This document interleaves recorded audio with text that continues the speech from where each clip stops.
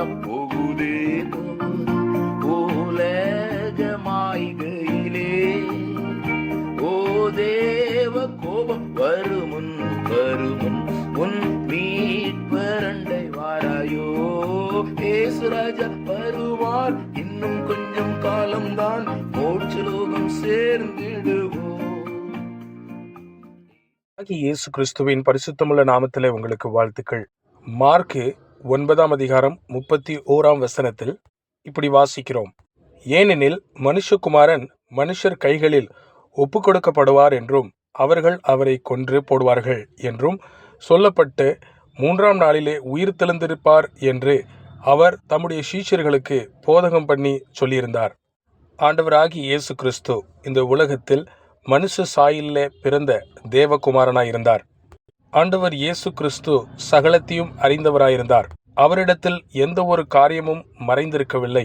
மனுஷனாய் பிறந்த போதிலும் மனுஷர்கள் மூலமாய் அவர் பாடு அனுபவிப்பார் என்கிற காரியத்தை அவர் அறிந்திருந்தார். துக்கத்தை குறித்து இவ்வளவு அதிகமான ஞானம் அவருக்கு இருந்த போதிலும் மனுஷர் கைகளினாலே பாடுபடுவதற்கு அவர் ஏற்றுக்கொண்டார். அவர்களிலானே பாடு அனுபவித்து கல்வாரி சிலுவையிலே மனுஷர்களால் அறையப்படும்படி ஒப்பு கொடுத்தார். சகலத்தையும் சிருஷ்டித்த தேவனாகிய அவர் இந்த உலகத்திலே தம்மைதாமே தாழ்த்தி மனுஷன் அர்த்தம் தம்முடைய சிருஷ்டியின் ரூபத்திலே வெளிப்பட்டார். அவர் தம்மைதாமே நம்மளுடைய பாவங்களுக்காக ஒப்பு கொடுத்தார்.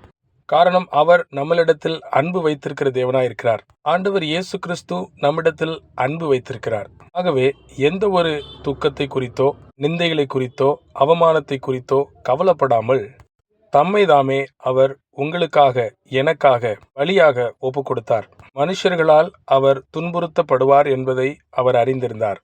அவர்களால் அடிக்கப்படுவார், 3ஆம் நாளிலே உயிரோடு எழுந்திருப்பார் என்பதையும் அவர் அறிந்திருந்தார். எல்லா மனுஷர்களின் இரட்சிப்பின் பாதையை உண்டு பண்ணுகிற தேவனாக அவர் மாறினார்.